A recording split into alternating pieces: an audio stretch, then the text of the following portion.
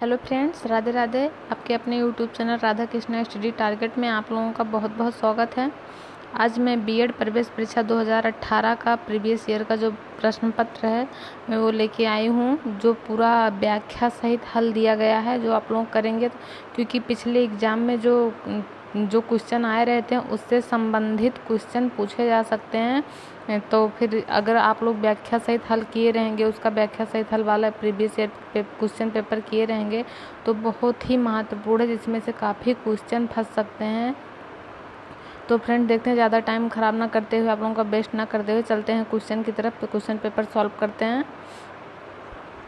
तो question paper ये है, लखनऊ विश्वविद्यालय संयुक्त बीएड प्रवेश परीक्षा 2018 प्रथम प्रश्न पत्र व्याख्या सहित हल।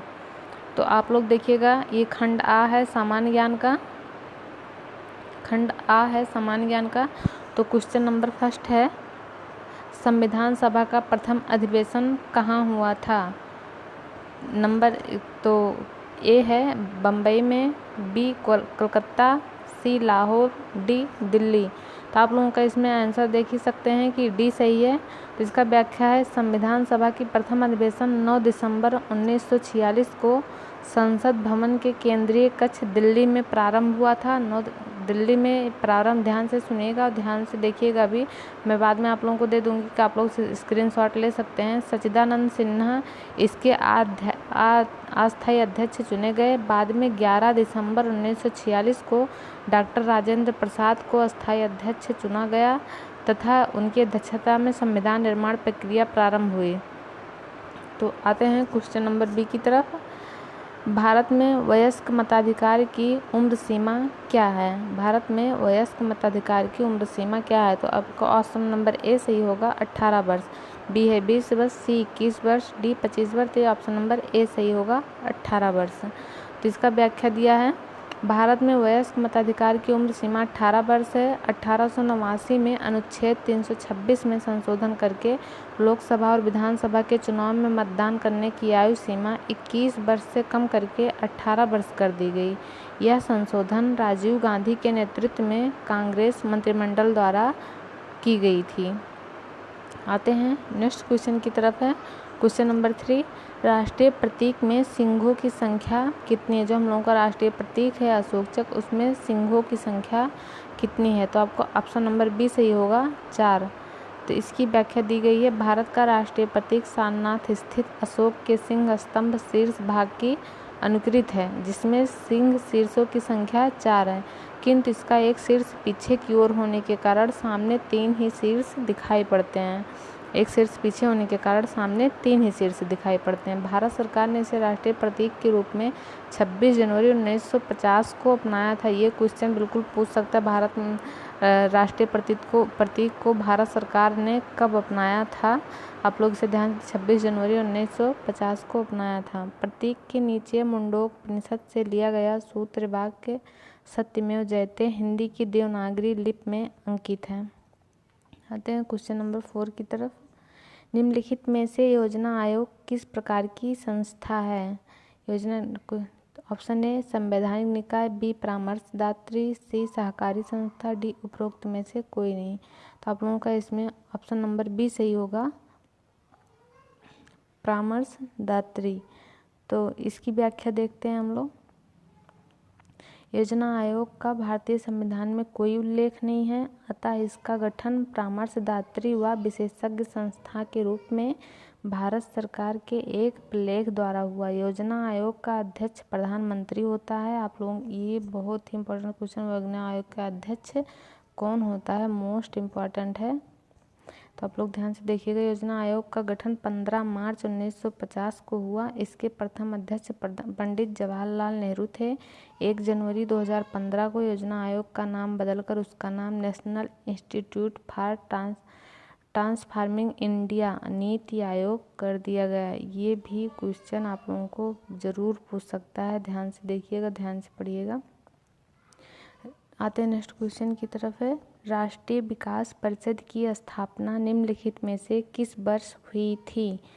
राष्ट्रीय विकास परिषद की स्थापना ऑप्शन नंबर ए है 1950, बी 1951, सी 1952, डी 1954। तो आप लोगों का ऑप्शन नंबर सी सही होगा, 1952। इसकी व्याख्या है 6 अगस्त 1952 को राष्ट्रीय विकास परिषद नेशनल डेवलपमेंट काउंसिल NDC जिसका शार्ट है NDC का गठन हुआ था। NDC एक कार्यकारी निकाय है। यह देश की पंचवर्षीय योजनाओं का अनुमोदन करती है। प्रधानमंत्री परिषद का अध्यक्ष होता है तथा भारतीय संघ के सभी राज्यों के मुख्यमंत्री एवं योजना आयोग के सभी सदस्य इसके पदेन सदस्य होते हैं। 6 अगस्त 1952 ईस्वी को राष्ट्रीय विकास परिषद NDC का गठन हुआ था। NDC एक कार्यकारी निकाय है। यह देश की पंचवर्षीय योजनाओं का अनुमोदन करती है। प्रधानमंत्री परिषद का अध्यक्ष होता है तथा भारतीय संघ के सभी राज्यों के मुख्यमंत्री एवं नीति आयोग के सभी सदस्य इसके पदेन सदस्य होते हैं। तो क्वेश्चन नंबर नेक्स्ट है, वर्ष का सबसे लंबा दिन है। वर्ष का सबसे लंबा दिन ऑप्शन नंबर A 20 अप्रैल, B 15 मई, C 21 जून, D 30 अगस्त। ऑप्शन नंबर C सही है 21 जून। तो इसकी व्याख्या है सूर्य की किरणें 21 जून को कर्क रेखा पर लंबवत पड़ती हैं। इसके कारण इन क्षेत्रों में अधिक ऊष्मा की प्राप्ति होती है तथा उत्तरी गोलार्ध में ग्रीष्म ऋतु होता है। उत्तरी गोलार्ध में सूर्य के सम्मुख होने के कारण उत्तरी गोलार्ध में 21 जून को सबसे बड़ा दिन तथा सबसे छोटी रात होती है। नेक्स्ट क्वेश्चन है, कहवा का उत्पादन विश्व में किस देश में सर्वाधिक होता है। कहवा का उत्पादन option number A Bharat, B चीन, C घाना, D ब्राज़ील। कहवा का उत्पादन विश्व में किस देश में सर्वाधिक होता है, घाना में। तो इसका देखते हैं व्याख्या। कहवा का उत्पादन उन क्षेत्रों तक ही सीमित है जहां वार्षिक तापमान 15 डिग्री से 18 डिग्री में से अधिक नहीं बढ़ता है। कहवा के लिए दोमट मिट्टी अथवा ज्वालामुखी के उद्गार से निकली हुई लावा मिट्टी उपयुक्त होती है। ये बहुत ही इम्पोर्टेंट क्वेश्चन है, कौन सी मिट्टी उपयुक्त होती है, जो पूछी जा सकती है। विश्व में सर्वाधिक कहवा का उत्पादन ब्राज़ील में होता है। ये बहुत ही इम्पोर्टेंट क्वेश्चन है भी है, विश्व में सर्वाधिक कहवा का उत्पादन ब्राज़ील में होता है। नेक्स्ट क्वेश्चन है, भारत अपने किस आयात पर सर्वाधिक मुद्रा खर्च करता है। भारत अपने किस आयात पर सर्वाधिक मुद्रा खर्च करता है। ऑप्शन नंबर A पेट्रोलियम पदार्थ, B सोना चांदी, C हीरा, D खाद्य तेल। तो ऑप्शन नंबर A सही है, पेट्रोलियम पदार्थ। व्याख्या, भारत के कुल आयात में पेट्रोलियम पदार्थों का हिस्सा सर्वाधिक होता है तथा इस पर भारत सरकार द्वारा सर्वाधिक मुद्रा खर्च की जाती है। एक अनुमान के अनुसार भारत अपने पेट्रोलियम खर्च के 65% भाग को आयात करता है। तो ऑप्शन नंबर 9 है, भारत के निम्नलिखित में से किस क्षेत्र में सर्वाधिक प्रत्यक्ष विदेशी निवेश होता है।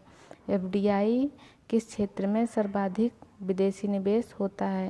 ऑप्शन नंबर A धातु कर्म उद्योग, B सीमेंट और जिप्सम उत्पादन, B C विद्युत उपस्कर, D खाद्य प्रसंस्करण उद्योग। तो इसका ऑप्शन नंबर C बिल्कुल सही है, विद्युत उपस्कर।